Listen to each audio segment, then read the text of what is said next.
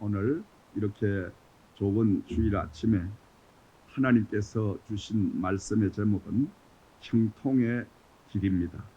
형통의 길.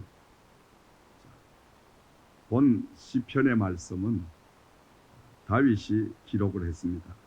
다윗이 쓴 시지요. 그런데 이 시편의 말씀은 다윗의 잠언서라 불릴 만큼 우리에게 많은 영적인 교훈을 안겨주고 있습니다.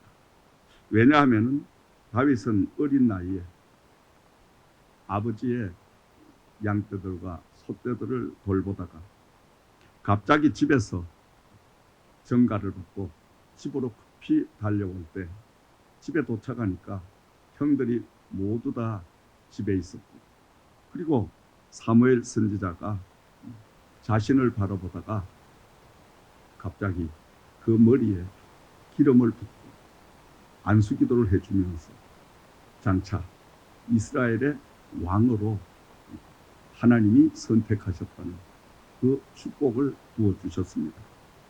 자, 이 어린 나이에 영문도 모르고 그가 은격결에 안수기도를 받고, 그때부터 고난이 많이 지금 따르기 시작을 합니다. 그가 원하지 않은, 그는 조금 더 왕이 되겠다는 이런 꿈도, 그러한 야망도 없었습니다.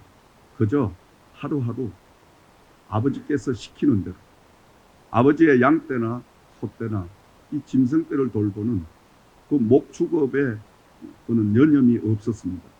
그리고 그 왕이 되겠다는 그 앞서가는 생각을 할 만큼 성장이 되어 있지도 않았습니다. 그런데 하나님께서는 일방적으로 이 사무엘 선지자를 통하여 그에게 왕의 기름을 붓게 하시고, 왕의 기름 부음을 받은 이 다윗은 그때부터 시작을 해서 수없는 한없는 많은 어려움과 고난과 연단을 겪어야 하는 모습들을 우리는 볼 수가 있습니다. 8형제 중에 막내 아들로 태어난 이 철부지가 이상하게도 그 마음 속에 의협심이 가득 차 있었고, 그래서 아버지 짐승떼를 돌보면서도 행여나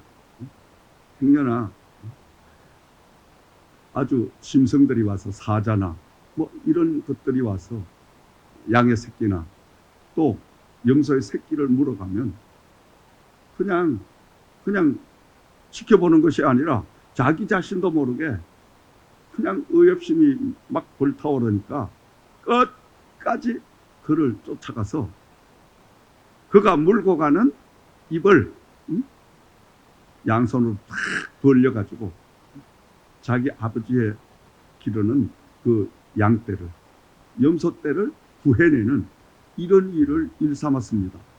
이것은 하나님께서 어릴 때부터 아주 뛰어난 용맹과 담대함과, 그러면서도 불의한 것을 보지 못하는 약한 사람들을 보호하는 이런 마음이 그 속에 생겨났다는 거예요. 그걸로 인하여 이 다윗은 그가 이제 아버지의 심부름을 갖다가 당시에 이스라엘 그 나라 사울 왕이 다스리는 그 시대에 적군 블레셋과의 아주 적대적의 관계를 가지고 전쟁을 치르고 있었는데, 블레셋 그 적군의 왕 골리앗이 선포를 합니다. 자, 이스라엘 나라에 나를 당할 자가 있으면 1대1로 겨루어서 지는 편이 무조건 항복을 하자. 자, 이 선전포고를 들은 이스라엘의 사울 왕의 장수들은 벌벌 떨고 있었던 것입니다. 왜냐하면 익히 그 적군 적장인 골리앗의 명성을 잘 알고 있었기 때문에. 골리앗은 키가 아주 크고 힘이 너무너무 좋고, 그러니까 그 사람을 당할 자가 아무도 없는 거예요. 그러니까 온 나라의 장수들이 벌벌 떨고 있고, 왕은 왕대로 근심과 걱정을 하고 있을 때 이 어린 다윗이 왕이시여, 내가 가서 저 만군의 여호와의 이름을 저토록 무시하는 저 골리앗을 내가 넘어뜨리고 오겠나이다. 말도 안 되는 소리를 하는 거예요. 어린아이가 철부지에 소리를 하는 거예요. 그러니까 주위에서 말립니다. 야야야, 너 그 골리앗이라는 사람이 어떤 사람인가 알고 네가 지금 그 전쟁터를 가려고 하느냐, 그와 대결을 하려고 하느냐. 그 골리앗이라는 사람은 어릴 때부터 전쟁터에서 잔뼈가 굵어가지고 사람 죽이는 걸 짐승 죽이듯이 하고, 그가 얼마나 힘이 세고 키가 크고, 그건 너는 도대체 당할 수가 없다. 그러니까 이 다윗이 뭐라고 고백을 하느냐. 아이고, 내가 아버지 양 떼나 소 떼나 이런 것들 돌볼 때에 불의하게 짐승들이 우리 아버지의 짐승을 물어 도망을 가면 나는 끝까지 따라가가지고 그 짐승의 입을 확 벌려가지고 내가 그 짐승을 구해온 이런 사람이다. 그 사람들이 그걸 뭐라고 생각해요? 웃겠습니까? 아니, 그걸 인정하겠어요? 아니, 지금 짐승 그 때에 물려가는 그 입을 벌려서 짐승을 구해오는 건 이것보다 몇백 배, 몇천 배 더 지금 골리앗 이 장군이 어떤 사람인 걸 모르고 지금 이렇게 한다. 이 사람들이 말리고 사울 왕도 걱정이 되고 근심이 되고, 그래도 사울 왕의 입장에서는 가만히 있을 수는 없고, 그러니까 이 어린 아이의 말이라도 한번 믿어보자. 그래서 옛말에 급하면 지푸라기라도 붙든다는 심정으로, 그래 네가 가봐라. 그래야 지금 이 사울 왕이 그 어린 다윗에게 자기가 입던 갑옷을 입혀보고 또 투구를 씌워보고 창을 들려주고 칼을 들려주니까 아이가 되니까 이 투구를 쓰고 갑옷을 입으니까 이건 도대체 걸음도 걷지 못할 정도로 이렇게 맞지 않으니까 이 다윗이 다 벗어던지고 뭐라 그래? 나는 만군의 여호와의 이름을 가지고 저 골리앗에게 가겠습니다. 기가 막힌 노릇이에요. 그리고 가지고 간다는 게 칼은 가지지 아니하고 창은 가지지 아니하고 물맷돌을 주워가지고 주머니에 넣고, 그리고 그 돌을 매어 달아서 돌릴 수 있는 이 채를 가지고 그가 그렇게 나서는 거예요. 그러니까 사람들이 보니까 참 이게 도대체가 이게 말이 안 되는 소리잖아. 그래서 그가 지금 겁도 없이 골리앗 그 장수에게 갑니다. 골리앗이 가만히 보니까 뭔 어린 아이가 지금 막대기 하나를 들고 아니 아무것도 안 가지고 지금 오고 있는 거예요. 그러니까 이 골리앗이 뭐라 그래요? 야, 네가 지금 짐승을 잡으려고 그 막대기를 가지고 오느냐? 응? 지금 그 아이를 얕보고, 그래서 그 골리앗이 자, 너 이제 제발 집으로 돌아가거나 아마 그랬을 거예요. 성경에 기록을 하지 않았지만 너무 어리니까. 그런데 이 다윗이 뭐라고 답변을 해요? 너는 만군의 여호와의 이름을 망령되게 일컫는 너에게 내가 하나님의 이름으로 왔노라. 하나님의 이름으로 너를 이제 넘어뜨리리라 이 말이에요.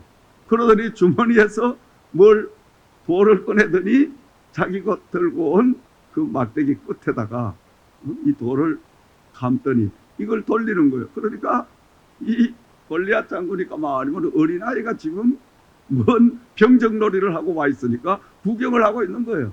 이걸 막 한참 돌리더니 딱 놔버리니까 돌이 쏜살같이 다가오는데 이 골리앗이 방심하고 있는 사이에 그 돌이 날아가서 골리앗의 정면 급소를 땅 치니까 그냥 벌러덩 나자빠지는 역사가 임한 거예요. 신기하고 놀라운 역사. 만군의 여호와의 이름으로 내가 나가는, 그러니까 그 엄청난 힘을 가진 백전노장의 적 장군이 그냥 넘어뜨려서 적살을 하고 말았던 것입니다. 이 일로 인해서 온 나라가 지금 막 시끌벅적한 거예요. 야, 대단하다. 어린 아이가 아니 칼도 창도 들지 아니하고, 신기하게도 돌팔매를 가지고 그 골리앗 장군을 넘어뜨렸으니 새로운 신동이, 새로운 엄청난 장수가 지금 탄생됐다. 막 이래서 그 골리앗을 넘어뜨리고 지금 돌아오고 있는데 수많은 백성들이 나와서 막 아우성을 하고 환호를 보내고 여기까지 좋았는데 다윗이 지금 인기가 그냥 하늘 높은 줄 모르고 치솟는 거예요. 그때 누가 위기감을 느낍니까? 현직인 사울 왕이 위기감을 느끼는 거예요. 야, 저거 그냥 뒀다가는 내 자리가 위태롭구나. 그래서 저걸 제거해야 되겠다. 제거하려고 하니까 또 아까운 인물이다 이거예요. 그러니까 이 사울이 생각을 해보니까 옳거니 내 딸을 죽어서 사위를 삼아야 되겠다. 그리하여 친위대를 만들어야 되겠다. 거기까진 좋았어요. 그래서 딸을 주고 사위를 삼았습니다. 그런데 계속해서 이 사위의 다윗의 인기가 올라가기 시작하니까 이거 도저히 안 되겠다. 이제는 제거해버려야지. 하늘 아래 태양이 둘이 뜰 수가 없으니 이건 제거하자. 그래서 제거 작전을 들어가는 그 비밀을 깨닫게 되고 그때부터 이 다윗은 이유 없이 지금 도망자가 되어서 그가 살기 위해서 목숨을 구하기 위해서 온갖 방법을 다 쓰게 되고 심지어 미친 사람 행세를 해가면서 입에 침을 흘려가면서 그가 미친 척하는 이런 일도 그런 수모도 당해야 하고 온갖 수모와 멸시와 많은 아픔 이루 말할 수 없는 그러한 세월을 보내면서 그 아픔 속에서 인생의 희로애락을 자신이 직접 경험을 하면서 그 경험한 결과로 젊은 사람들에게 신앙을 일깨워 주면서 인생의 형통한 길에 대해서 메시지를 던져주고 있는 말씀이 오늘의 말씀인 줄을 믿으시기 바랍니다. 다윗이 무엇보다도 강조하고 있는 오늘의 메시지 속에는 악인의 번창함과 축복을 보고 회의를 느끼는 젊은 사람들이 있었습니다. 왜냐? 우리가 하나님을 그렇게 열심히 우리가 신앙생활을 열심히 그렇게 몸부림치듯 안 해도 얼마든지 잘 먹고 잘 살 수가 있는데 뭐 하려고 고행된 그런 길을 가느냐. 아니 악인들이 더 잘 되는데 예수 믿지 않는 사람들이 기도하지 않는 사람이 더 잘 되는데 뭐 하려고 기도하고 뭐하러 주일 성수라고 이렇게 해야 되겠냐. 이런 내용이에요. 그러니까 거기에 대하여 이 다윗은 자신이 경험한 바를 지금 말씀하고 기록한 것이 오늘의 말씀인 것입니다. 악인의 형통은 아침에 잠깐 풀어다가 저녁에 씻어버리는 풀과 같다. 의인은 잠깐 고난을 당할지라도 하나님은 반드시 그를 일으켜 주시고 축복하실 것이다. 그러므로 낙담하지 말고 낙심하지 말아라. 그러면서 인생의 형통한 길을 가려고 하면 몇 가지를 지켜라. 형통이란 말이 뭐 말이지?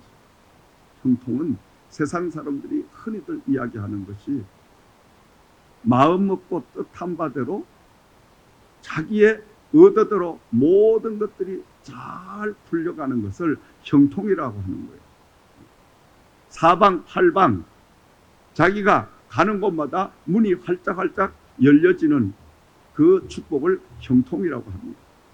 그런데 성경이 오늘 우리에게 주는 영적인 형통은 뭐냐?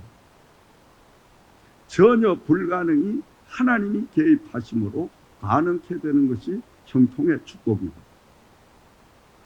엄청난 고난과 어려움과 문제를 통해서 그 어려운 문제와 고난 속에서도 낙심하거나 좌절되지 아니하고 끝까지 소망을 잃지 않는 것이 형통의 축복이다. 어떤 절망 가운데서도 어떤 구렁텅이 속에 빠졌어도 하나님 여호와가 나를 건져주시겠지, 도와주시겠지, 이런 믿음을 끝까지 잃지 않는 그 마음에 하나님의 평강을 안겨주시는 것이 형통의 축복인 줄을 믿으시기 바랍니다.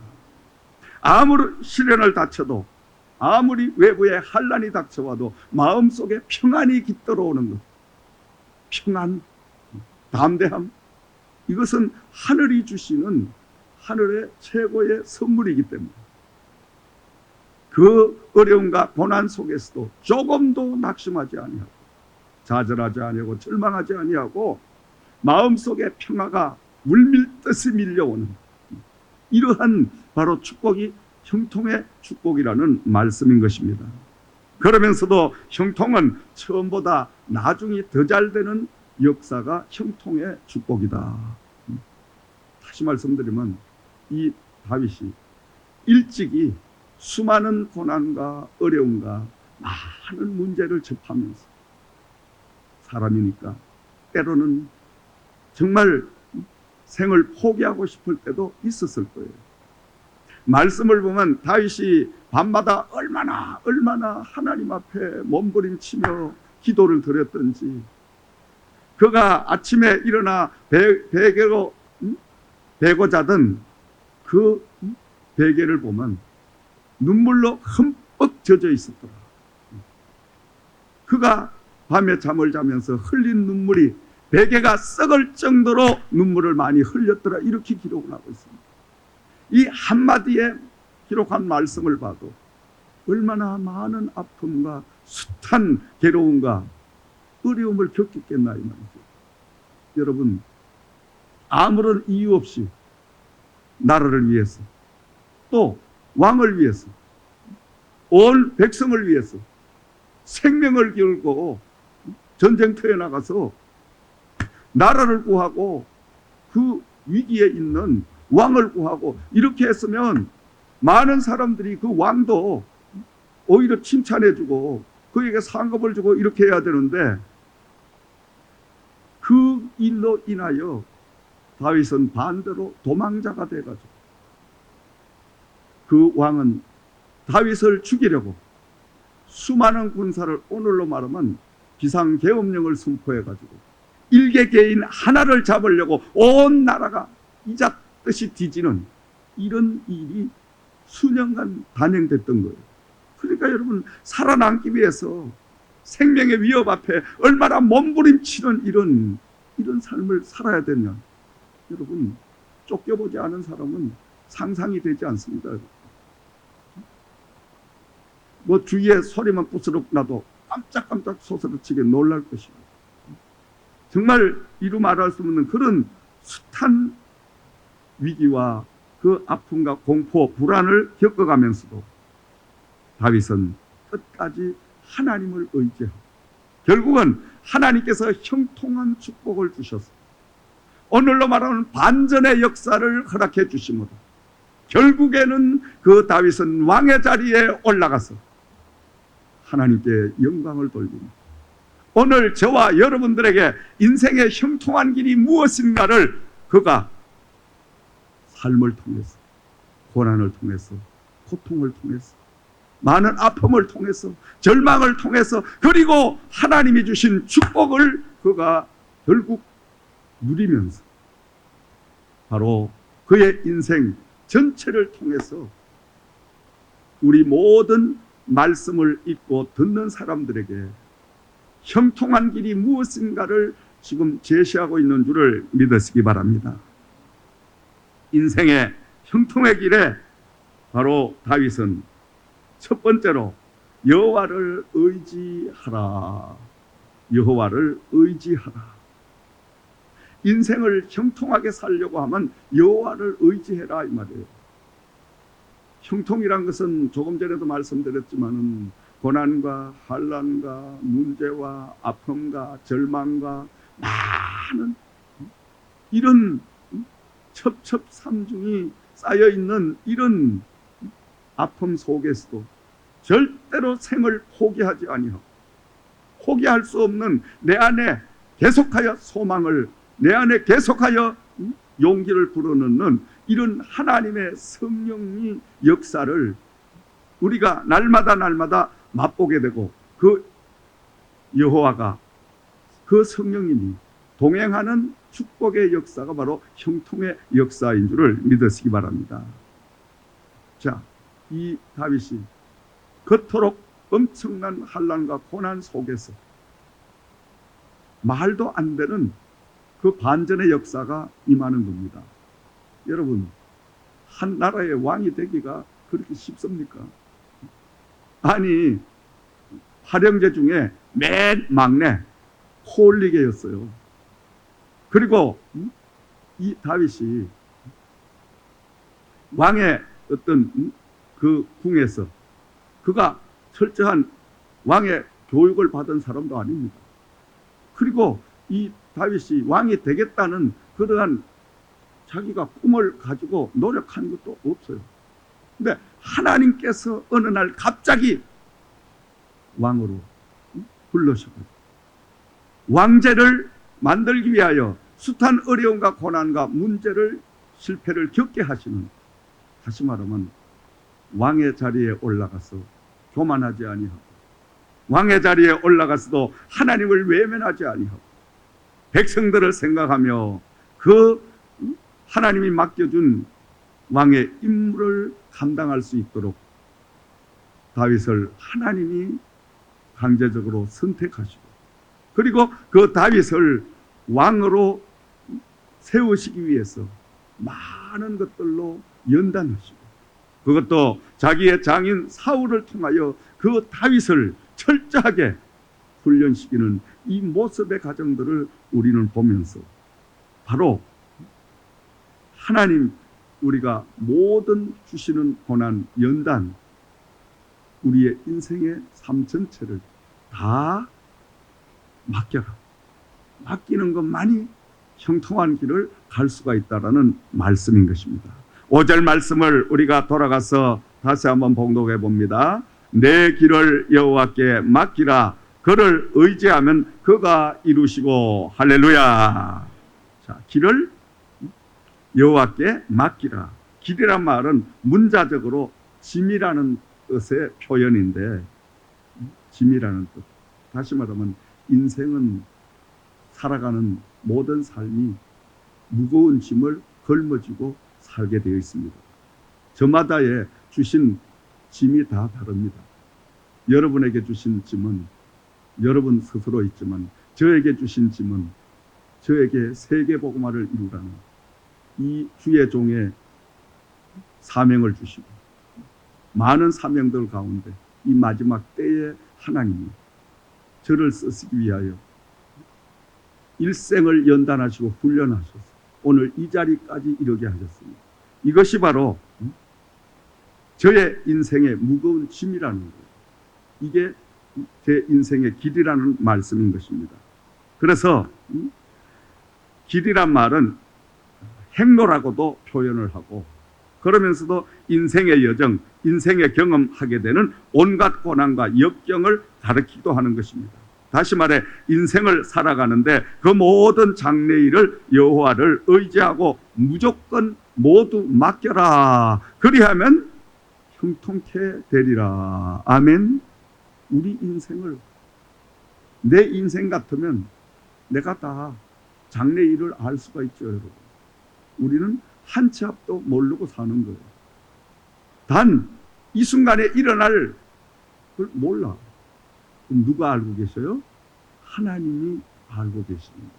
왜냐? 하나님께서 저와 여러분들을 하나님이 쓰시려고 우리를 이 땅에 태어나게 하셨으니, 우리의 주인 되신 여호와만이 내 인생을 바로 다 알 수 있다.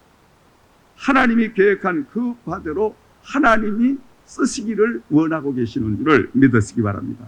그러므로 우리는 날마다 우리 하루하루의 삶을, 인생의 여정, 이 길을 여호와께 모두 맡기는 거예요. 아멘. 흥하든지 망하든지 새하든지 부하든지 맡겨야 됩니다. 맡겨야 됩니다. 그런데 우리는 맡기지 않잖아요. 맡기지 못하잖아요. 맡겨보세요. 맡기면 첫째로 불안이 없어요. 편안해져요. 아멘. 못 맡기면 어때요? 불안하지. 못 맡기면 어때요? 자꾸만 우리가 낙심이 되고 좌절이 됩니다. 조만 좋은 일이 벌어져도 또 좋은 대로 또 문제가 생겨요. 근데 하나님 여호와에게 다 맡기고 나면 그때부터 하나님이 우리에게 힘을 주시고, 하나님이 그때부터 평강을 주시고, 하나님이 그때부터 우리를 인도하시는 역사를 눈으로 보게 되고 마음으로 느끼게 된다는 거예요. 그러므로 우리는 날마다 우리의 인생, 앞으로 남은 이 땅의 삶을 여호와에게 다 맡겨버리는 저와 여러분들 되기를 주의 이름으로 축원을 드립니다. 두 번째로 형통케 되려면 여호와를 기다리라. 7절 말씀 우리 다시 한번 봉독해 봅니다. 시작. 여호와 앞에 잠잠하고 참고 기다리라. 자기 길이 형통하며 악한 때를 이루는 자 때문에 불평하지 말지어다. 아멘. 여호와 앞에 잠잠하고 참고 기다리라. 아멘. 자신의 인생의 모든 문제를 하나님 여호와께 맡기고 잠잠하라. 이거 잠잠하라. 맡겼으면 군말하지 말고 가만히 그냥 입 다물고 기다리라 이 말이에요. 맡겨놓고도 쭝얼쭝얼, 맡겨놓고도 불평하고, 맡겨놓고도 뭐 어쩌고 저쩌고 이렇게 하면 맡긴 게 아니잖아요. 그러니까 이 다윗은 하나님 앞에 자기의 모든 인생 다 맡기고, 그래서 그가 도망을 다니면서 살아남기 위해서 안간힘을 별방법을 다 쓰면서 도망 중에 그가 기록한 말씀이 시편 23편 말씀, 아주 유명한 말씀 아니에요.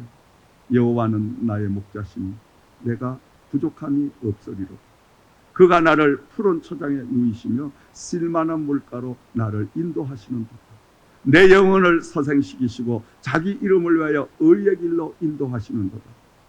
사랑하시는 여러분, 아니 지금 언제 죽을지도 모르는데 온 나라가, 온 군대가 자기 하늘을 잡아 죽이려고 지금 뭐 벌떼처럼 지금 막 서슬이 펄해서 샅샅이 뒤지고 있는데, 그런데 지금 한가하게 여호와는 나의 목자시니 내게 부족함이 없. 이럴 때예요. 지금 이럴 때예요. 우리 같으면 이럴 때예요. 땅굴이라도 하든지 아니면 그냥 목매가에 그냥 자기를 하든지 뭐 이런 수를 내야 되는데, 아니 지금 여호와는 나의 목자 이래고 지금 찬양할 때냐 이 말이에요.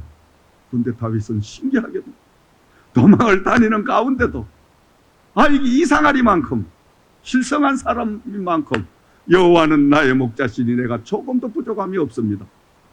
이게 하나님이 이 소리를 들으면 홀딱 반해버리는 거야. 있습니까? 하나님이 그거 들으시잖아. 아니 지금 온 나라가 자기를 지금 죽이려고, 전 군대가 비상령이 걸려가지고 무장을 해가지고 샅샅이 뒤지고 도망을 다니고 있으면서도 여호와는 나의 목자시니 내가 부족함이 없습니다. 아니 하나님만 계시면 나는 조금도 부족함이 없어요. 여기 하나님이 홀딱 반하시는 거예요. 홀딱 반해. 우리가 여러분 하나님을 감동을 드리면 감동의 대가는 반드시 반전이라는 기적의 선물이 우리에게 임하는 줄을 믿으시기 바랍니다. 반면에 하나님 화나게 만들면 반대로 엄청난 문제가 생겨나게 되어 있어요. 두 가지 중에 한 가지입니다. 가운데는 없습니다. 반반은 없습니다. 성경의 말씀은 정확하게 확실한 겁니다. 순종하면 복을 받고 불순종하면 저주받는 거예요. 뭐 믿으면 구원받고 안 믿으면 어때요? 지옥 가게 돼 있어요. 이게 성경의 말씀입니다.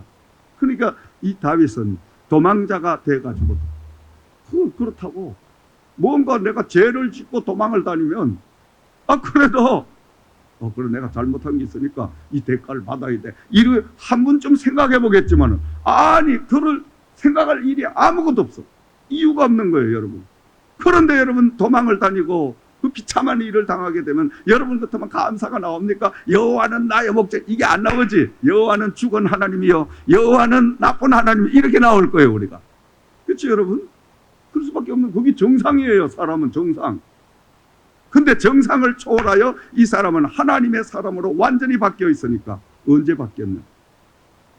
바로 그 아버지의 집에서 어린 나이에 사무엘 선지자가 그의 머리에 기름을 붓고 안수를 하는 그 순간에 성령에 크게 감동이 되었더라. 이렇게 성경을 기록하고 있거든. 성령의 감전이 되었더라. 성령의 감전이 되니까, 성령의 감전이 되어버리니까 그냥 이성과 지성과 모든 걸 다 잃어버린 거예요.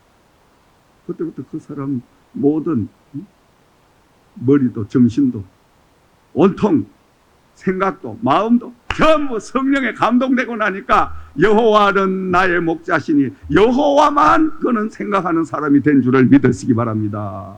그러니까 그 엄청난 참지 못할 고난과 고통을 통과하게 되었더라. 오늘도 저와 여러분 이 땅에 살면서 우리는 성령에 감동된 사람이 되어야 될 줄을 믿습니다. 하나님의 말씀으로 사는 사람이 되어야 될 줄을 믿습니다.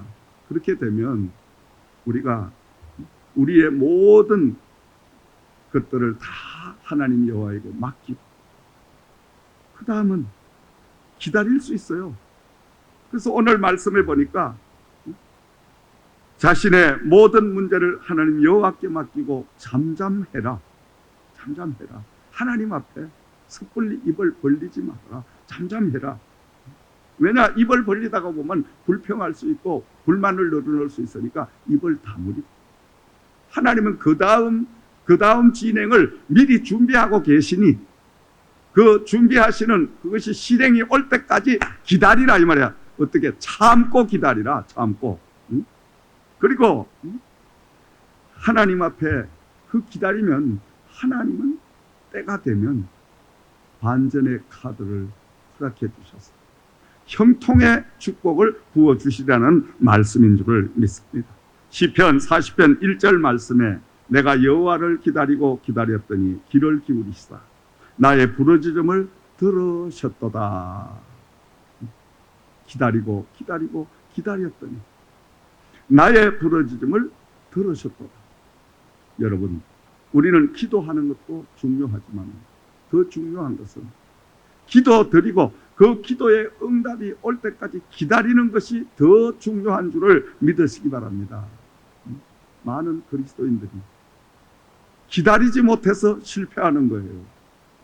하나님은 때가 되면 반드시 하나님의 자녀된 저와 여러분이 기도를 드리고 하나님의 구한 것은 하나님의 때가 되면 당연히 어련히 우리에게 주셔요. 주시는데 그 때까지 우리가 인내하고 기다려야 되는 거예요. 그런데 기다리질 못해요. 그 자리를 떠나버리게 돼요. 그러니까 사도행전 1장 말씀에도 예수님께서 저 하늘로 올라가시기 전에 사랑하는 제자들을 다 모아놓고 그들에게 마지막 당부하는 말씀이 기록되어 있잖아요. 너희는 예루살렘을 떠나지 말고 내게 들은 바 아버지의 약속하신 성령을 기다리라. 기다리라. 기다리라고 했어요. 예수님이 이 땅에 마지막 하늘로 올라가시기 전에 제자들에게 유언과 같은 말씀, 마지막 남긴 말씀이 기다리라. 뭘? 하나님의 약속하신 성령이 올 때까지 기다리라. 그 성령이 오게 되면 너희들과 함께 동행을 해서 너희들의 모든 것들을 도와주리라. 그러니 기다리라. 그래하여 그 말씀을 들은 제자들이 500명이 마가의 제자의 다락방에 모여서 기도드립니다. 기도하다가 생각하니까 이거 큰일 나겠다. 이렇게 기도하다가 우리가 잡히면 죽을 텐데 기다리지 못하고 난 또 집에 급한 일이 있는데 난 또 애를 돌봐야 되는데 아이고 나는 집에 가서 밥 해줘야 되는데 뭐 이러다 보니까 한 사람 두 사람 술술술 빠져나가니까 380명이 빠져나갔어. 10일을 기다리지 못하고 380명이 다 저마다 갔어. 나머지 남은 인원이 120명밖에 안 남았어. 120명에게 호련히 급하고 강한 바람 같은 성령이 임하시니 그 성령이 그들을 완전히 사로잡았어. 방언도 하게 하고 예언도 하게 하고 각 가지의 은사를 부어주심으로 그들은 새로운 사람으로 거듭나는 역사가 임하게 된 줄을 믿습니다. 그러므로 우리는 기다림, 이 기다림이 중요합니다. 그러므로 이 다윗은 오랫동안 기다렸더니 드디어 하나님이 이스라엘의 왕으로 우뚝 세워주는 기적 같은 역사를 허락해 주신 줄을 믿습니다. 이건 말이 안 되는 소리예요. 우리가 이성적이고 지성적이고 현실적으로 가만히 이걸 살펴보면, 아니 그 다윗이 어떻게 그 이스라엘 다스리는 왕이 됩니까? 도망을 다니던 이 사람이 군사가 하나도 없고 자기 편이 하나도 없는데, 오늘로 말하면 뭐 정치적으로 뭐가 자기 당이 있든지 뭐 백그라운드가 있든지 이런 게 있어야 되는데 아무것도 없어. 그런데 하루아침에 왕으로 우뚝 서게 되니까, 왕권을 가지니까 모든 사람들이 다 몰려오게 되어 있어. 아멘. 그래서 왕 중에도 다윗은 전쟁을 많이 한 왕이라서 전쟁마다 승리케 하심으로 이스라엘을 아주 태평성대로 이끌어가는 땅을 많이 확보한 왕 중에 왕인 줄을 믿으시기 바랍니다. 다시 말씀드리면, 이 다윗이 하나님 앞에 연단을 받고 훈련을 받고 난 후에 하나님은 다윗을 일방적으로 하나님께서 왕제로 삼으시고 사무엘 선지자를 통하여 그에게 왕의 기름을 붓게 하시고, 그리고 하나님이 일방적으로 그를 왕으로 세워서 쓰시는 모습을 우리는 볼 수가 있습니다. 오늘도 저와 여러분, 이 자리에 앉아서 우리에게 맡겨진 세계복음화, 여러분이 원해서 된 것이 아니라는 겁니다. 하나님이 강제적으로 여러분을 징집하셔서 이 지저센터 교회의 성도가 되게 하시고, 집사님이 되게 하시고, 큰사님 각가지의 성직의 직분을 주셔서 하나님이 그 주신 직분, 그 맡겨진 사명대로 일을 감당할 수 있는 능력도 부어주시는 줄을 믿으시기 바랍니다. 이 다윗은 바로 하나님으로부터 왕의 자리에 오를 수 있도록 하나님이 그 길을 허락하시고, 왕의 자리에 올랐을 때에 다윗에게 지혜를 주시고 믿음을 주시고 능력을 주시고 명철을 주셔서 바로 그 이스라엘 나라를 한때는 잘 다스리는 이런 사명을 감당하게 된 줄을 믿습니다. 마지막 세 번째는, 형통한 축복을 받으려면 불평하지 말아라. 오늘 8절 말씀 우리가 다시 한번 봉독해 봅니다. 시작. 분을 거치고 노를 버리며 불평하지 말라. 오히려 악을 만들 뿐이니라. 아멘. 분을 거치고 노를 버리고 불평하지 말아라. 이 말은 뭔 말씀이냐 하면은, 그 당시에 많은 사람들이 왜 악인이 더 잘 되냐, 왜 기도하지 않는 사람이, 왜 예수 믿지 않는 사람이 세상에 재벌이 더 많냐, 오늘로 말하면 왜 나는 이렇게 어려운 고난을 주시고 저들은 편안하게 사는데도 왜 축복을 저렇게 부어주시냐. 그러니까 거기에 대해서 불평하지 말라 이거예요. 아멘. 왜? 불평은 마귀가 가장 좋아하는 거예요. 불평은 하나님이 가장 싫어하는 거예요. 왜냐하면 하나님의 마음대로 하나님이 전적인 주권을 가지고 하나님이 이끌어 가시는데, 하나님 아버지가 하시는 일에 대해 우리는 아무도 이 일을 달 수가 없어요. 아멘. 우리는 그분의 피조물이기 때문에, 그리고 그분은 사랑의 하나님이시기 때문에 마치 자녀를 사랑하듯이 저와 여러분을 사랑하시고 저와 여러분을 아끼심으로 그 아버지 되신 하나님은 우리가 가장 좋은 길로, 우리가 가장 완전한 길로 인도하고 계시는 줄을 믿으시기 바랍니다. 그런데 우리는 어린아이 같아서 때로는 불평한다 이 말이에요. 그 불평은 하나님이 가장 싫어하시고, 불평을 통해서 우리는 하나님과 멀어지는, 불평으로 인하여 우리의 영이 잘못되는 이런 일이 벌어지니 불평하지 말아라. 여러분, 민수기서 21장 1절에서 9절 말씀을 보게 되면 하나님께서 그 이스라엘 백성들을 모세에게 명령을 하시고, 모세가 그들을 가나안 땅으로 이끌고 갈 때에 많은 백성들이 지금 하나님 앞에 불평을 합니다. 왜냐하면 지름길을 갈 수가 있는데 왜 자꾸 돌아가는 먼 길을 가느냐, 거기에 대해서 이의를 달고 거기에 대해서 막 불평을 하고, 그러다 보니까 결국은 이제 모세에게도 또 아론에게도 하나님에게도 막 불만을 터뜨리고 이러니까 하나님이 그 모습을 지켜보다가 안 되니까 뱀을 동원해가지고 불평하는 모든 사람들 몽땅 물어가지고 뱀의 독이 올라서 다 죽게 만들더라.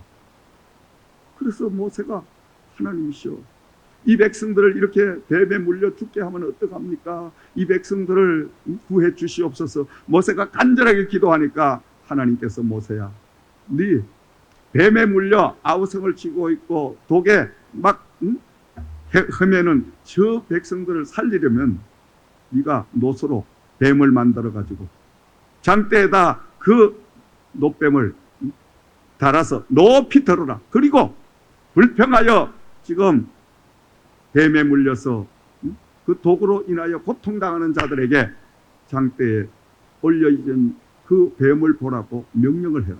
그리하면 모든 독이 제하여지리라. 그래서 모세가 그대로 행하여 백성들에게 선포를 합니다. 백성들이 모세의 말을 듣고 그 장대 위에 만들어져 있는 세워 있는 노뱀을 보는 자마다 다 독이 제하여져 살아나는 역사, 치료되는 역사가 임하게 됐습니다. 그러나 모세의 이야기를 듣지 아니하고 순종하지 아니하고 그 뱀을 바라보지 않은 자는 다 독으로 인하여 죽게 되더라. 여러분, 우리가 가장 믿음 생활, 신앙 생활, 교회 생활을 하면서 경계해야 될 것은 바로 불평입니다. 불만입니다. 내 뜻과 내 마음대로 안 된다고 많은 사람 불만하고 불평하잖아요. 불평하고 불만을 늘어놓으면 그게 뱀이 마치 그 사람을 물어서 죽게 하듯이 우리는 불평하고 불만 터뜨리면 우리 영이 죽습니다. 영이 죽는다는 말은 바로 기도가 안 나와. 감사가 안 나와. 그러니까 벌써 기도하기 싫어져. 또 말씀이 안 들어와. 불평하면 그뿐이에요. 주신 직분 감당하기가 싫어. 교회 나가기가 싫어. 그러다 보면 하나님과 관계가 다 끊어져 버립니다. 그러니까 우리가 작은 불평이라도 절대 우리가 입 밖에 나와서는 안 된다. 그 대신 하나님 앞에 철저한 감사 생활을 하자. 아멘. 나 이제 감사하며 살래라. 나 이제 감사하며 살리라. 나의 하루하루를 감사하게 하소서. 나 이제 감사하며 살리라. 아멘. 우리가 불평불만 대신 감사하기 시작하면 말씀이 읽어지기 시작하고 말씀이 내 귀에 들어오기 시작하고 기도하고 싶어지고 또 봉사하고 싶어지고 하나님 앞에 열심히 헌신하고 싶은 생각이 우리에게 들게 되는 줄 믿으시기 바랍니다. 이것이 바로 지옥과 천국의 차이라는 거예요. 그러므로 날마다 우리가 경계해야 될 건 행여나 불평, 조직 사회에서도 불평하는 자는 그 조직에서 잘려나가게 되어 있어요. 그렇죠, 여러분? 감사해야 되는 거예요. 늘 감사. 작은 것부터 감사. 특히 나도 한국 사람이지만 감사가 너무 인색해. 너무 인색해. 아무리 좋은 거를 줘도 땡큐 하는 법이 없어. 그 이상하죠. 우리 미국 분들은 죄송하지만 그 조그만한 물건만, 아니 식당을 가든 어디 사람이 많이 모는 데 가서 문만 도어만 이렇게 딱 잡아주고 열어줘도 막 어쩔 줄 모르게 땡큐. 우리 한국 사람은 문 열어주고 다 해봤자 네 당연히 해야 되지 뭐. 그냥 쳐다보고 어떤 놈은 인상까지 쓰고 가요. 네가 문지기냐 뭐 이러면서. 그러니 여러분, 참 우리가 이 미국에 살면서 문화를 많이 배워야 돼요. 우리가 몸소 그걸 익혀야 돼요. 늘 감사할 수 있는 방법, 배려할 수 있는 이런 마음, 이건 훈련해야 된다는 거예요. 그냥 되는 게 아니에요. 얼마나 좋아. 조그마한 일에도 참 땡큐. 상대방 기분 좋고, 상대방도 기분이 좋아요. 나도 기분이 좋아. 여러분, 하나님 믿음 생활도 우리는 감사가 늘 습관화가 되어야 될 줄을 믿습니다. 말씀을 이제 맺습니다. 사랑하시는 여러분, 이 땅에 우리 모두 한 치 앞도 모르는 인생길을 가고 있습니다. 이 땅에 인생의 삶의 형통한 길을 가기 위해서는 나를 창조하시고 나의 주인 되신 여호와 하나님 앞에 남은 이 땅의 삶을 맡기고 의지하는 일인 줄을 믿으시기 바랍니다. 그리고 내 생각과 내 뜻대로 이루어지지 않아도 참고 인내하며 기다릴 줄 알아야 될 줄을 믿습니다. 기다리면은 인내가 필요합니다. 하나님의 때를 기다리기 위해서는 우리가 인내가 필요한데 그냥 기다릴 수가 없는 거예요. 기다림의 인내의 그 해결 방법은 하나님의 말씀을 날마다 붙잡는 거예요. 하나님의 말씀을 읽고 묵상하고 그 말씀을 듣고 말씀을 우리가 가깝게 하게 되면 인내할 수 있는 그 믿음을 하나님이 부어주실 줄을 믿습니다. 다윗이 그 많은 고난과 고통 속에 승리할 수 있었던 것은 다윗은 그때마다 하나님 앞에 말씀을 붙들고 말씀을 묵상하면서 그는 인내하고 참고 기다렸더니 드디어 왕의 자리에 올라가는 역사가 임하게 되었더라. 그리고 여러분, 우리가 인내하기 위해서는 기도해야 되는 거예요. 하나님의 말씀을 붙들고 날마다 기도하는 거예요.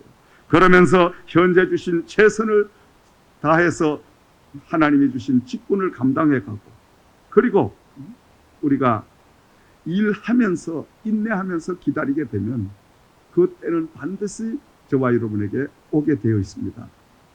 여러분, 행여나 조그마한 어려움, 또 조그마한 여러분 앞에 장애물이 있다 할지라도 낙심하거나 좌절하거나 불평하시지 말고 그 일에 감사하십시오.